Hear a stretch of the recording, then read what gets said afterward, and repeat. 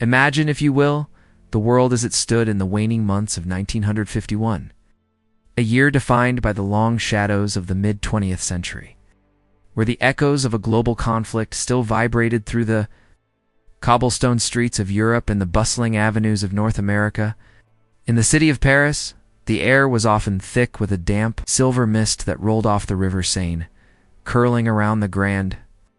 neoclassical columns of the Palais de Chaillot, where the United Nations had gathered to debate the future of human dignity. Meanwhile, across the vast, churning Atlantic Ocean, the city of New York hummed with a different kind of energy. A frantic and neon-lit pace, where the sound of yellow taxicabs honking and the rhythmic clatter of the elevated trains created a symphony of modern progress. It was against this backdrop, only 6 years after the conclusion of the Second World War and the haunting revelations of the Nuremberg trials, that a group of determined men and women prepared to deliver a document that would rattle the very foundations of the American self-image at 237 page, a petition bound in thick paper and filled with the weight of centuries of struggle, carrying the provocative and searing title, We Charge Genocide. You can almost feel the texture of those pages, slightly rough under the fingertips and smelling faintly of fresh ink in the mahogany desks of the Civil Rights Congress offices. As William L. Patterson, a man of sharp intellect and unwavering resolve, prepared to present this evidence to the international community, while his colleague, the legendary and deep-voiced Paul Robeson, sought to do the same in the heart of Europe. Imagine standing on a street corner in Harlem during that cold December, where the smell of roasted chestnuts drifted from sidewalk vendors and the windows of local shops were frosted with the first signs of winter, while inside quiet apartments, families spoke in hushed tones about the news that their own government was being accused on the world stage of the highest crime imaginable. The petition was not merely a list of grievances, but a meticulously documented history of systemic exclusion, detailing hundreds of instances where the safety and the futures of African-American citizens had been compromised by state-sanctioned neglect and local hostilities that the federal government seemed unable or unwilling to curb. To understand the gravity of this moment, one must remember that only 3 years earlier, in 1948, the United Nations had adopted the Convention on the Prevention and Punishment of the Crime of Genocide. Law that defined genocide not only as the immediate physical destruction of a group, but also as the deliberate infliction of conditions of life. It's calculated to bring about its physical destruction in whole or in part. The activists of the Civil Rights Congress, led by the brilliant legal mind of Patterson, argued that the structural deprivation found in the United States, the lack of medical care, the substandard housing, the economic barriers, and the constant threat of extrajudicial actions mounted to a slow motion. Extermination that mirrored the legal definitions recently codified in international law. As you walk through the imagined streets of Washington, District of Columbia, in 1951, past the gleaming white marble of the Lincoln Memorial and the bustling corridors of the State Department. Tension in the air. Officials in tailored wool suits whispered in wood-paneled rooms about the public relations nightmare this petition represented, fearing that the Soviet Union would use these accusations as a powerful tool of persuasion. In the burgeoning Cold War, the United States was positioning itself as the beacon of democracy and the leader of the free world. Yet here were its own citizens standing before the world to argue that the American dream was, for them, a lived experience of systemic harm and legal abandonment. In the vibrant markets of the era, where shopkeepers haggled over the price of a gallon of milk for 25 cents or a pound of coffee for 80 cents, the headlines in the newspapers were beginning to turn against these activists, labeling them as subversive or communist sympathizers in an attempt to discredit the message by attacking the messengers. But imagine the courage it took for William L. Patterson to board a plane for Paris, carrying several copies of the petition in his leather briefcase, knowing that his passport could be seized at any moment, which it eventually was, and that he was risking his personal liberty to bring global attention to the conditions of his people.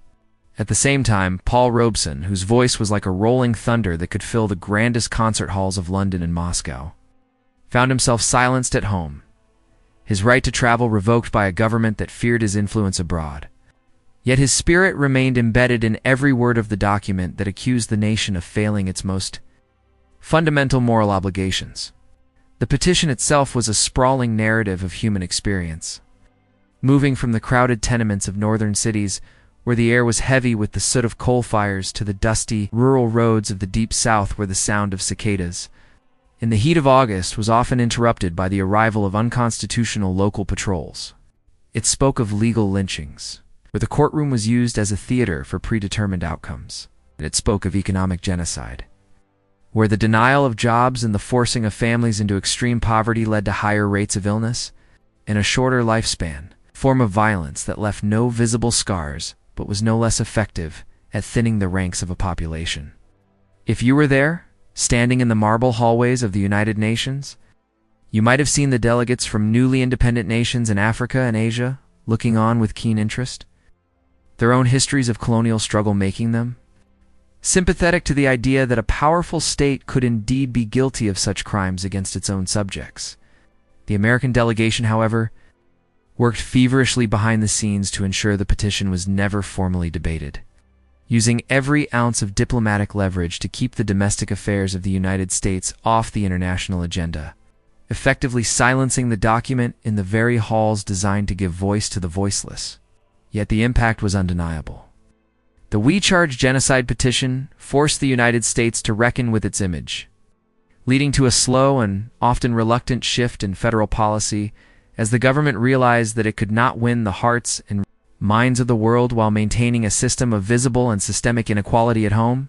You can see the traces of this struggle today if you look closely at the architecture of our modern cities, the way certain neighborhoods are still bisected by massive highways built in the 1950s and 60s, a physical manifestation of the structural exclusion the petition once highlighted. If you walk down Lenox Avenue in Harlem today, the same pavement where activists once distributed pamphlets, you might hear the echoes of those 1951 conversations in the modern discussions surrounding social justice and police reform.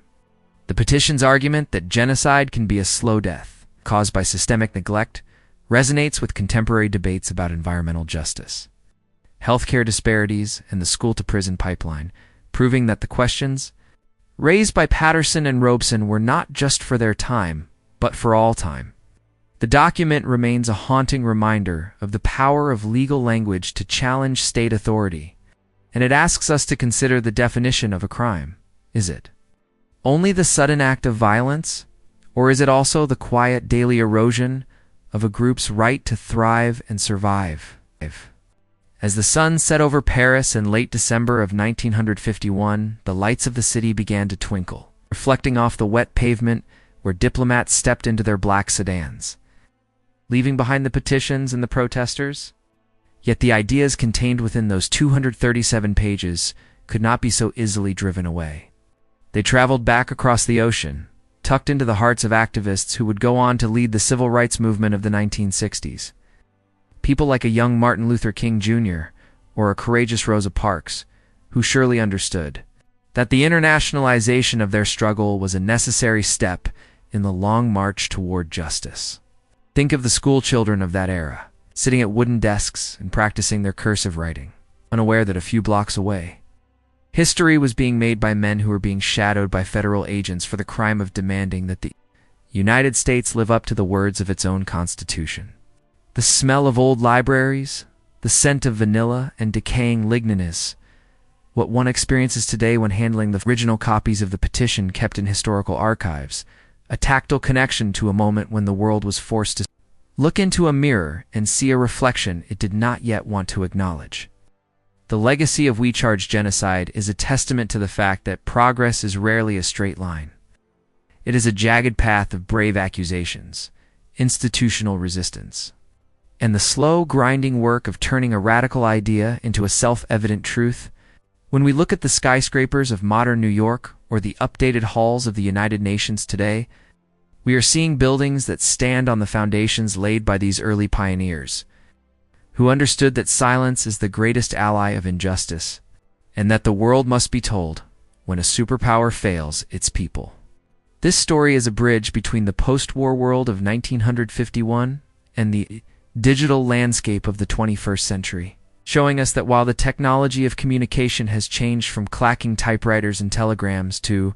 high-speed internet and social media, the fundamental human drive to be seen, to be protected, and to be treated with dignity remains the same. The petition serves as a historical lighthouse, its beam cutting through the fog of national myths, to reveal the rocks of systemic reality that still need to be cleared away for the ship of state to reach a truly safe harbor. Imagine the weight of a suitcase filled with these petitions, the physical heaviness of the evidence, and the emotional heaviness of the stories contained within the stories of mothers who lost sons to unauthorized communal actions, fathers who could not find work because of the color of their skin, and of children who grew up in the shadow of a law that did not seem to belong to them. This was the daily life for millions in 1951. A world where the simple act of drinking from a water fountain or sitting in a specific seat on a bus was a political statement, where the We Charge Genocide petition was the ultimate expression of a people who had decided that their local struggle was, in fact, a global emergency. As we reflect on this chapter of history, we must ask ourselves if we are still living in the echoes of that accusation, whether the conditions of life described by the civil rights Congress have been fully dismantled, or if they have simply taken on new, more subtle forms in the modern era. The ghosts of 1951 still wander through the halls of power, whispering the names of those who were never granted the justice they deserved, and reminding us that the responsibility of accountability does not end with a single generation. It is a story of endurance, of the intellectual brilliance required to frame a domestic struggle in the language of international law, and of the incredible bravery needed to stand up to the most powerful nation on earth at the height of its global influence. We can still see the shadows of this era in the way we talk about systemic issues today. A term that carries the DNA of the 1951 petition's focus on the slow and structural nature of group harm. In the end, the story of We Charge Genocide is not just about a document. It is about the persistent human belief that there is a standard of justice that transcends national borders, and that no state, no matter how powerful, is above the scrutiny of the world community. It is a reminder that the beacon of democracy must be constantly polished and repaired, and that the light it shines must reach into every corner of the nation, or else it risks becoming a hollow symbol of a promise unkept. As we look back across the 7 decades that separate us from that foggy Paris winter and those tense New York nights, we see that the activists of the Civil Rights Congress were not just charging a nation with a crime. They were inviting a nation to fulfill its potential, to be as great in its internal character as it was in its external power. The legacy of 1951 lives on in every person who stands up to demand that their life be valued, in every lawyer who uses the law to protect the vulnerable, and in every citizen who refuses to let the dark chapters of history be quietly ignored. This is the story of a petition that changed the world by refusing to accept the world as it was. A 237-page scream for justice that still echoes in the streets of the 21st century, reminding us that the work of human rights is never truly finished, and that the eyes of the world are always watching. Whether it is the sound of a judge's gavel in a modern courtroom, or the chant of protesters in a city square, the spirit of William L. Patterson and Paul Robeson remains present, a guiding light for those who continue to charge that a society is only as just as the conditions it provides for its most marginalized members. So, let us walk through the history once more, feeling the cold wind of 1951, hearing the rustle of those important pages, and understanding that the struggle for dignity is the most enduring and vital narrative of the human experience, a story that began long before us and will continue long after we are gone, carried forward by the courage of those who dare to speak the truth to power. In the quiet moments of the present, when the city noise fades and the weight of the past feels near,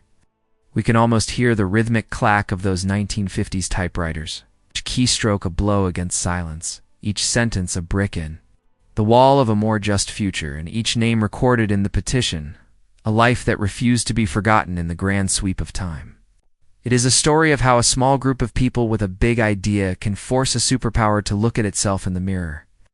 and how that one moment of clarity can ripple through the decades, changing laws, changing minds, and ultimately changing the course of history for the millions who would follow in their footsteps. And as we stand in the modern-day locations where these events unfolded, the renovated offices in New York, the diplomatic halls in Europe, and the streets of the American South, we are reminded that the past is never truly past. It is the ground we walk on, the air we breathe, and the fire that fuels our ongoing quest for a more perfect union. The Petition of 1951 was a spark in a dark room, a flash of light that showed the world what was hidden in the shadows, and though many tried to extinguish it, the flame of that accusation still burns, lighting the way for all who believe that justice delayed is justice denied, and that the charge of genocide is a call to action for every heart that beats for freedom. Through the lens of history, we see that the We Charge Genocide movement was a foundational moment for the modern world,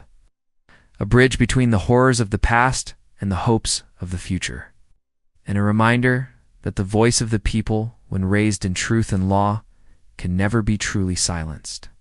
From the bustling docks of the 1950s, where shipments of goods and ideas were exchanged between continents, to the modern digital hubs, where information travels at the speed of light, the message remains clear. A nation's strength is measured not by its military or its wealth, but by its commitment to the inherent dignity of every human being. A commitment that was challenged in 1951 and continues to be tested every single day. Thus, the story of the Petition is not a closed book, but an open invitation to continue the work of those who came before us, to ensure that the words liberty and justice for all are not just a slogan, but a lived reality for every person who calls this world home. As the seasons change and the years turn into centuries, the events of 1951 will remain a touchstone for those who seek to understand the complex and often painful journey of the United States, a journey that is defined as much by its failures as it is by its triumphs, and a journey that